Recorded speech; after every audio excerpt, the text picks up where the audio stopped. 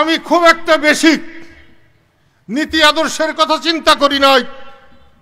মুক্তিযুদ্ধের সূচনায় যখন আমাদের নেতারা একের পর এক দেশ ছেড়ে চলে গেলেন, ভারতে আশ্রয় নিলেন, তখন আমার বারবার মনে হয়েছে আমার 25 বছর বয়স, এই সময় যদি আমি সাধারণ মানুষকে রক্ষা করতে না পারি, এই সময় যদি আমার মা বোনের ইজ্জত রক্ষা করতে না পারি, তাহলে আমার 25 বছর বয়সের যুবক হয়ে কি লাভ? আমি সেই জন্যে পালিয়ে যাই নাই। আমি আমার মা বোন ভাই বাপ চাচার পাশে দাঁড়িয়েছিলাম। আল্লাহ আমাকে রহমত করেছিল, তাই হানাদার বাহিনীকে পরাজিত করতে পেরেছিলাম। 1971 সালে মুক্তিযুদ্ধের সময় আমি প্রথম চারান সাতিহাটি আউলিয়াবাদ হয়ে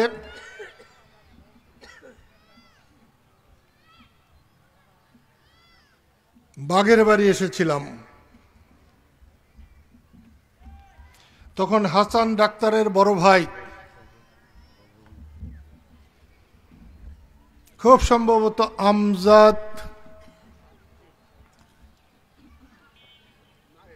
আমজাদ নায়েব,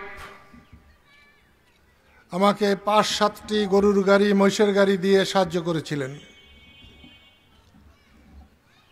অস্ত্র আমরা বড়চৌনা পর্যন্ত নিয়ে গিয়েছিলাম, আমার সাথে যে অস্ত্র ছিল। আমি যখন বাগের বাড়ি এসেছিলাম, বাগের বাড়ি তখন একটা স্বাস্থ্য কেন্দ্র ছিল, লাল ইট দিয়ে বানানো। ওটার ভিতরে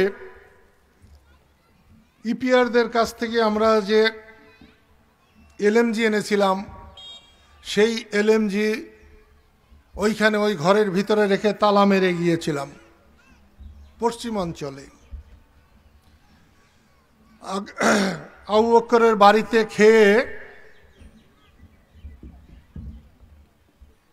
এখান থেকে, তখন ওটা ছিল ভণ্ডেশ্বর চারান হয়ে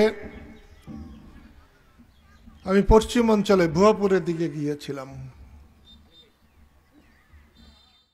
বলেই আমি এই দেশ মাতৃকাকে চিনতে পেরেছিলাম, আমি দেশ মাতৃকাকে ভালোবাসতে পেরেছিলাম। অনেকে অনেক নীতি আদর্শ নিয়ে রাজনীতি করে, যুদ্ধ করে। আমি খুব একটা বেশি নীতি আদর্শের কথা চিন্তা করি নাই। মুক্তিযুদ্ধের সূচনায় যখন আমাদের নেতারা একের পর এক দেশ ছেড়ে চলে গেলেন, ভারতে আশ্রয় নিলেন, তখন আমার বারবার মনে হয়েছে আমার 25 বছর বয়স, এই সময় যদি আমি সাধারণ মানুষকে রক্ষা করতে না পারি, এই সময় যদি আমার মা বোনের ইজ্জত রক্ষা করতে না পারি, তাহলে আমার 25 বছর বয়সের যুবক হয়ে কি লাভ? আমি সেই জন্যে পালিয়ে যাই নাই। আমি আমার মা বোন ভাই বাপ চাচার পাশে দাঁড়িয়েছিলাম। আল্লাহ আমাকে রহমত করেছিল, তাই হানাদার বাহিনীকে পরাজিত করতে পেরেছিলাম। আজকে কত নেতা, আতি নেতা, পাতি নেতা, উপনেতা, কত নেতা, কিন্তু সেদিন কাউকে দেখি নাই। আজকে আমি যখন আসি, তখন আমার মনে হয়েছে মুক্তিযুদ্ধের সূচনায় আমি বাগের বাড়ি গিয়েছিলাম, আবু বকর আমাকে সাহায্য করেছিল। আজকে সেই কাকরাজানে, হামিদপুরে আমরা এখানে মিটিং দিতে বলি নাই, আমি বলেছিলাম তোমরা মহানন্দপুরে মিটিং দাও। তো এখানকার নেতারা, বিশেষ করে দেলোয়ার, বলল না,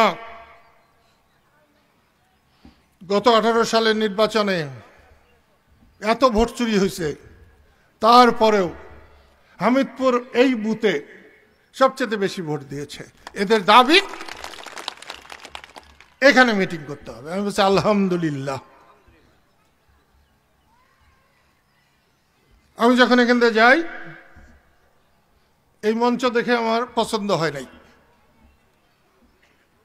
এই যে চেয়ার দিয়ে রেখেছে, আমার একদম পছন্দ হয়নি। আমি যেখানে খেতে গিয়েছিলাম, খুব সম্ভবত শাহজালালের বাড়ি, আমি গত 5-7 বছরে, 5-7 কেন আরো বেশি,